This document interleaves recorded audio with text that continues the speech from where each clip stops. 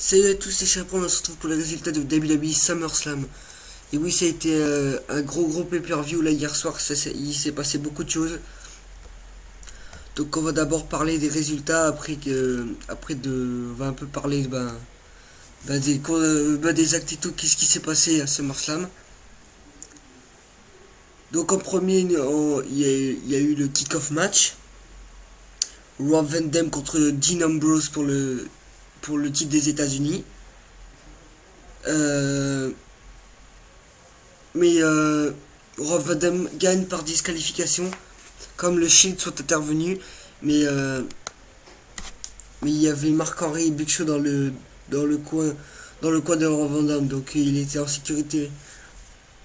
Donc je dirais, ils ont pas eu de chance de l'attaquer. Donc voilà, Rob Van Dam n'a pas réussi à récupérer le titre, mais il aurait une autre chance, je crois. Donc après, pour débuter le show, Bray Wyatt contre Kane dans un Ring of Fire match. Après un match aux côtés des flammes, Bray Wyatt bat Kane. On aurait cru que c'était Kane qui gagnerait son match préféré, pas son match à lui. Et non, c'est Bray Wyatt qui gagne.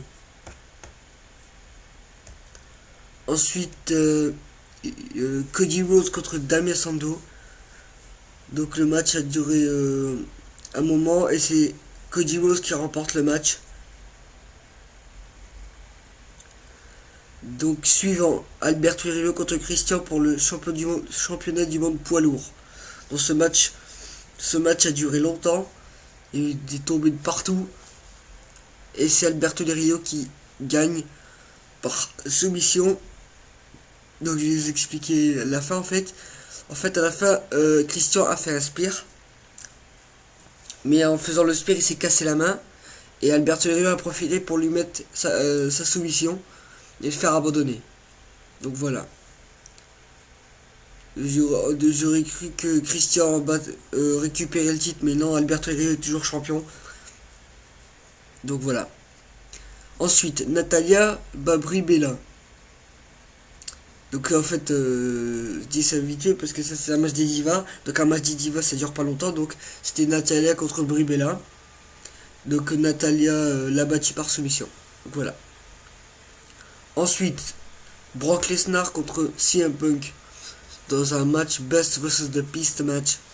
Enfin, c'est même pas une stipulation, mais je dis ça comme ça. Donc, après un match acharné, c'était le match le plus extrême. C'est Brock Lesnar qui arrive à remporter le match. CM Punk s'est donné à fond, s'est vraiment donné à 100% et tout. Il n'a pas réussi à battre Brock Lesnar. Donc voilà, bien sûr, par aussi quelques interventions de Monsieur Paul Heyman qui a payé à la fin lui aussi. Ensuite, le tag mixte qui était prévu. Donc, Dolph Ziggler King contre Biggie Langston et Edge Lee. Donc ce match a duré un moment et c'est Dolph Ziggler et Caitlyn qui battent Biggie Langston et Edge Lee. Ensuite, le main event. Le dernier match. John Cena contre Daniel Bryan. Le match que tout le monde attend, je crois. Attendez. Enfin, moi j'attendais beaucoup. Comme arbitre spécial Triple H. Donc après une lutte acharnée là, d'un match de au moins je crois 40 minutes. C'est Daniel Bryan qui arrive à remporter le match en mettant KO Cena d'un coup de pied dans la tête. Donc ils ont vraiment bavé les deux, ils ont souffert comme... surtout Cena, on l'avait jamais vu comme ça depuis longtemps. Mais c'était Daniel Bryan qui a remporté le match en mettant KO Cena. On aurait cru que Cena serait relevé, mais en fait non. Il s'est fait battre. Et ensuite, Daniel Bryan célébrait sa victoire. Quand soudain Randy Orton arrive, Randy Orton vient encaisser la mallette. Et là, Triple H met KO Daniel Bryan en lui mettant un pedigree. Et Randy Orton encaisse sa mallette. Donc Triple H était de mèche avec Randy Orton. Il a fait. Ça veut dire que Randy Orton a réussi à encaisser. C'est lui nouveau champion. Donc de toute façon c'était sûr. On l'avait déjà dit. Enfin je l'avais déjà dit et les rumeurs et tout. Que ce soit Cena ou Daniel Bryan qui gagnerait, c'est Randy Orton. Ce sera Randy Orton le nouveau champion. Donc voilà. Il n'y a pas de changement de titre ce soir.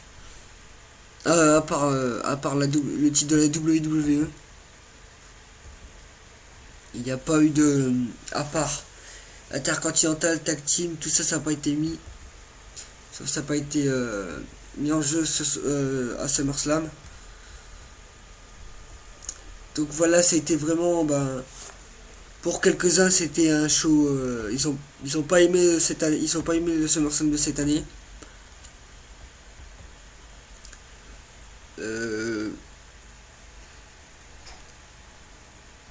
Bon après c'est un SummerSlam hein, un peu. J'aime bien. Moi j'aime bien les pay-per-view donc je vais pas dire que c'était dégueulasse ou quoi. Donc après les news concernant Sheamus, lui il s'est fait opérer de l'épaule. Donc là je crois il est en comment dire. Il est en repos voilà.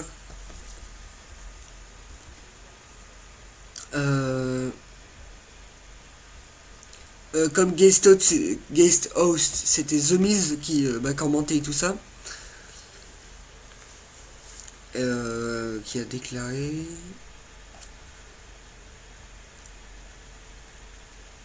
concernant Dame Santo n'a pas encore encaissé sa mallette. Ah oui, concernant le SummerSlam Access, donc je n'ai pas encore fait la vidéo pour révéler le roster et tout ça.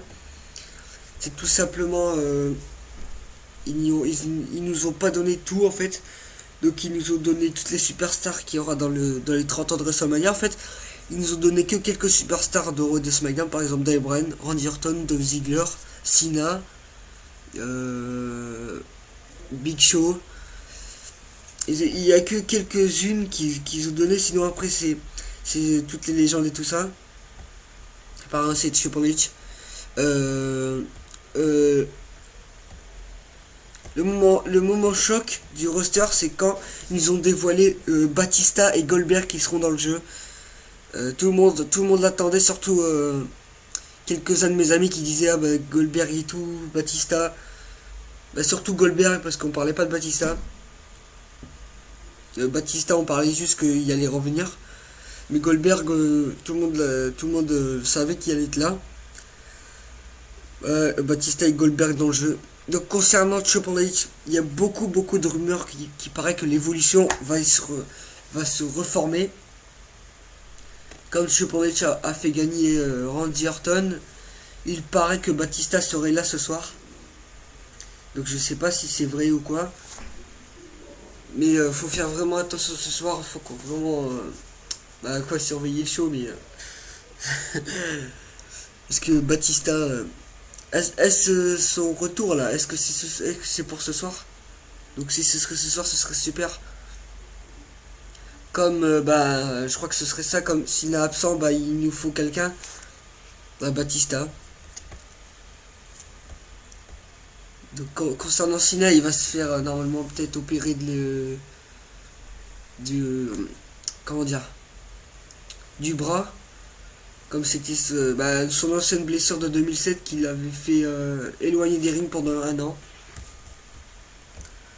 Donc j'espère que ça va pas être grave, qu'il devra pas encore être opéré tout ça et attendre un an.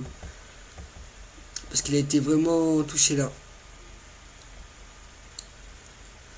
Donc voilà, c'est la fin de ces résultats. J'espère que vous avez aimé ces résultats.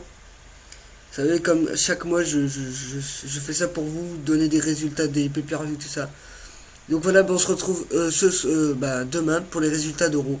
Donc voilà, je vous dis salut à tous. Et bon show pour ce soir. Allez, salut!